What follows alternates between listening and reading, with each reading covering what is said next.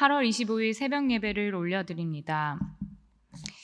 하나님 감사합니다. 하루의 첫 시간을 하나님께 드립니다. 오늘도 전해지는 말씀이 우리의 개인의 형편과 처지와 상황에 따라 말씀이 우리들에게 능력이 되어 우리가 하나님 앞에 확신하며 믿고 달려갈 동력이 되게 하여 주시옵소서. 예수님의 이름으로 기도합니다. 아멘. 오늘 우리에게 주시는 하나님의 말씀은 예레미야서 25장 15절부터 29절까지의 말씀입니다. 예레미야 25장 15절부터 29절까지의 말씀입니다. 함께 봉독하겠습니다. 이스라엘의 하나님 여호와께서 이같이 내게 이르시되 너는 내 손에서 이 진노의 술잔을 받아가지고 내가 너를 보내는 바 그 모든 나라로 하여금 마시게 하라. 그들이 마시고 비틀거리며 미친 듯이 행동하리니 이는 내가 그들 중에 칼을 보냈기 때문이라 하시기로. 내가 여호와의 손에서 그 잔을 받아서 여호와께 나를 보내신 바 그 모든 나라로 마시게 하되 예루살렘과 유다 성읍들과 그 왕들과 그 고관들로 마시게 하였더니 그들이 멸망과 놀램과 비웃음과 저주를 당함이 오늘과 같으니라. 또 애굽의 왕 바로와 그의 신하들과 그의 고관들과 그의 모든 백성과 모든 섞여 사는 민족들과 우스 땅의 모든 왕과 블레셋 사람의 땅 모든 왕과 아수글론과 가사와 에그론과 아스돗의 나머지 사람들과 에돔과 모압과 암몬 자손과 두로의 모든 왕과 시돈의 모든 왕과 바다 건너쪽 섬의 왕들과 드단과 데마와 부스와 살적을 깎은 모든 자와 아라비아의 모든 왕과 강야에서 섞여 사는 민족들의 모든 왕과 시무리의 모든 왕과 엘람의 모든 왕과 메대의 모든 왕과 북쪽 원근의 모든 왕과 지면에 있는 세상의 모든 나라로 마시게 아니라 세상 왕은 그 후에 마시리라. 너는 그들에게 이르기를 만군의 여호와 이스라엘의 하나님의 말씀에 너희는 내가 너희 가운데 보내는 칼 앞에서 마치며 취하여 토하고 엎드러져 다시는 일어나지 말아라 하셨느니라. 그들이 만일 내 손에서 잔을 받아 마시기를 거절하거든 너는 그들에게 이르기를 만군의 여호와께서 말씀하시기를 너희가 반드시 마셔야 하리라. 보라, 내가 내 이름으로 일컬음을 받는 성에서부터 재앙 내리기를 시작하였은즉 너희가 어찌 능히 형벌을 면할 수 있느냐? 면하지 못하리니 이는 내가 칼을 불러 세상의 모든 주민을 칠 것임이라 하셨다 하라. 만군의 여호와의 말씀이니라. 아멘. 가끔은 하면 안 되는 걸 해서 생기는 문제도 있지만 할 일을 안 해서 생기는 문제도 있습니다. 숙제가 그러합니다. 할 일을 안 하면 그 다음 날에 혼이 날 수가 있습니다. 숙제만 그런 것이 아닙니다. 가정생활에서는 빨래라든지 식후 정리정돈을 하지 않는다든지 택배 상자를 정리하지 않는 일이 생겨서 마음이 상하는 일들이 가끔 발생합니다. 사회생활도 마찬가지입니다. 회사 내에서 서류 업무 중에 성사해야 될 일을 하지 않을 때 생기는 문제는 말할 것도 없습니다. 하면 안 되는 걸 해서 문제도 있지만 할 일을 안 해서 생기는 문제가 더 많을 수도 있습니다. 오늘날 우리 교회가 진짜 해야 할 일을 온통 마음을 쏟아 했다면 꺼져버린 등불이라고 하는 비참한 평가는 벗어나지 않을 수 있었을까 생각해 봅니다. 예레미야서의 전체를 보게 되면 안 되는 걸 해서 생기는 문제도 있지만 할 일을 안 해서 생긴 문제의 결과들을 보게 되는데 그 말씀이 8절에 나옵니다. 우리가 읽진 않았지만 8절 말씀에 그러므로 만군의 여호와께서 이와 같이 말씀하시니라 너희가 내 말을 듣지 아니하였느니라.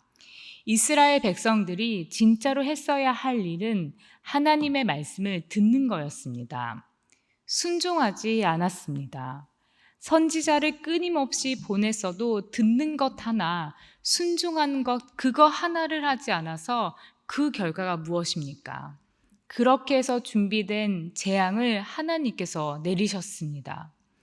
오늘 함께 읽은 본문 말씀은 그 엄중한 하나님의 심판이 어떻게, 어디서부터, 누구에게까지 임하게 되는지 아주 자세하게 기록하고 있습니다.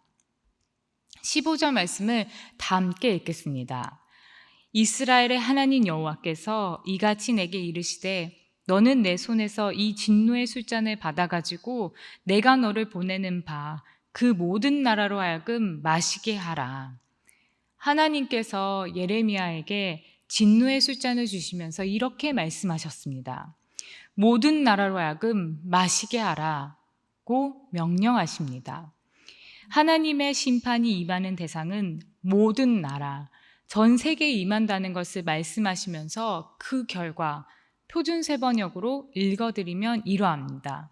그들은 모두 이 잔을 마신 다음에 내가 일으킨 전쟁 때문에 비틀거리며 미칠 것이다. 하나님께서 전쟁을 일으키시는데 그 전쟁에서 준비하지 못한 나라들이 또는 강대국에 의지했던 그 나라들이 당황하고 위태로운 상황에 제대로 대처할 능력을 잃어버려 멸망에 치닫게 되는 나라들의 모습을 마치 술에 취한 사람같이 비틀거리고 미칠 것이라고 표현하고 있습니다. 어떻습니까? 비단 예레미야 시대 속의 이야기일까요? 아닙니다. 예수를 믿는 사람들은 구약의 이런 내용과 상관없는 것처럼 보이십니까? 그것도 아닙니다.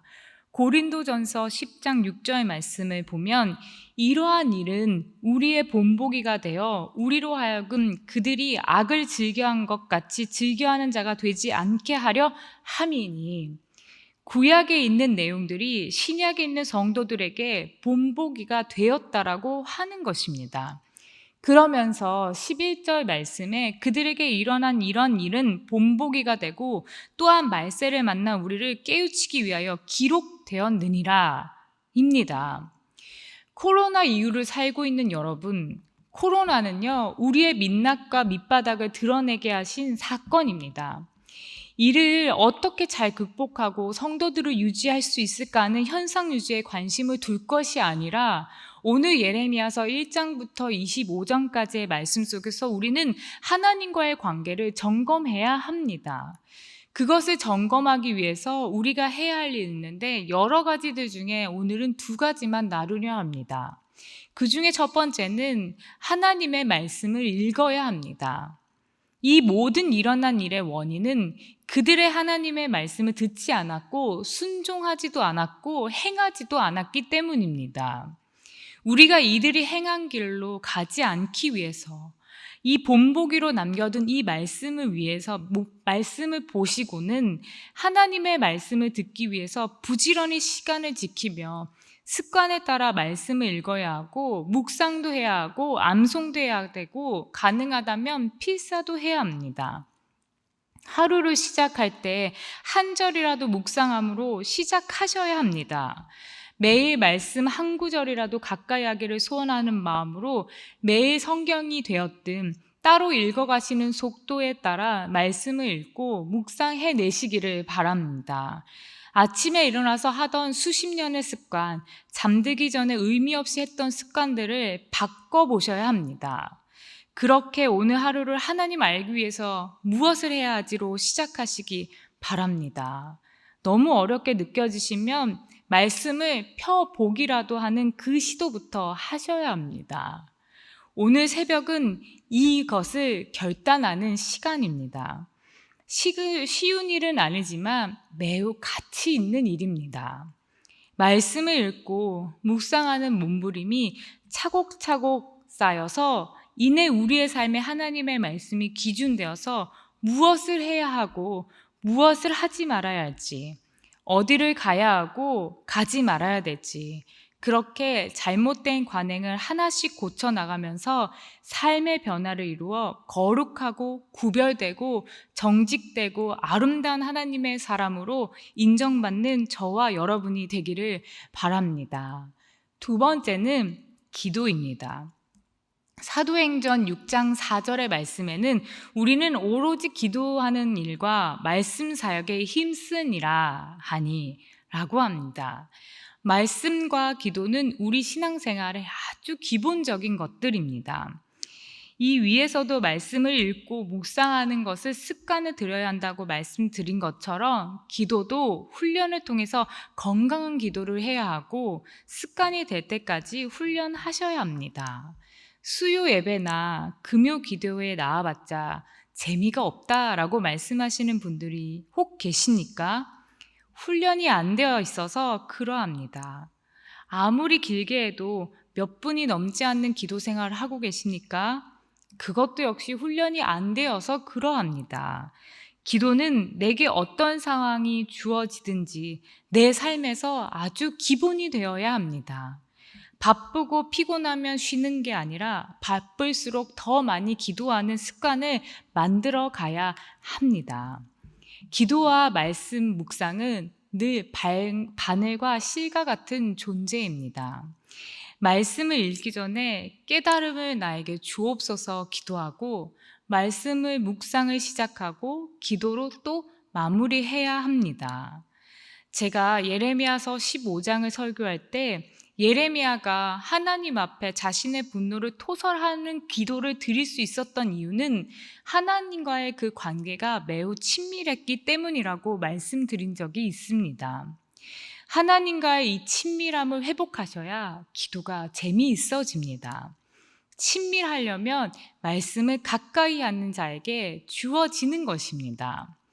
그렇게 하나님과의 관계에서 친밀함을 경험하면 우리의 기도의 범위가 넓어지게 되어 있습니다. 그리고 내 기도가 아니라 하나님의 뜻에 맞춰가는 기도를 드림으로 나의 기도하는 것보다 더욱 응답하실 하나님의 능력을 맛보게 될 줄로 믿습니다.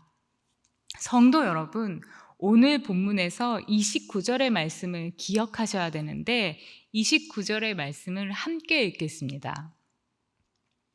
보라, 내가 내 이름으로 일컬음을 받는 성에서부터 재앙 내리기를 시작하였은즉 너희가 어찌 능히 형벌을 면할 수 있느냐? 면하지 못하리니 이는 내가 칼을 불러 세상의 모든 주민을 칠 것이라 하셨다 하라. 만군의 여호와의 말씀이니라. 29절의 첫 문장에 내 이름으로 일컬음을 받는 성에서부터 재앙이 시작된다. 하나님의 말씀하십니다. 하나님께서 불러주신 이 성, 하나님의 이름으로 일컬음을 받는 성은 바로 예루살렘을 의미합니다. 하나님의 재앙의 시작이 하나님께서 가장 사랑하시는 그 예루살렘과 유대로부터 시작한다는 사실은 우리에게 주시는 귀한 영적 교훈입니다. 여러분, 하나님의 사랑을 많이 받은 자는, 하나님의 사랑을 먼저 받은 자는 영적인 책임이 있습니다. 우리가 왜 이토록 말씀과 기도에 힘써야 하느냐면 하나님의 사랑을 먼저 받은 자의 영적 책임이 있기 때문입니다. 하나님께서는 우리에게 이렇게 말씀하셨습니다. 내가 거룩하니 너희도 거룩하라.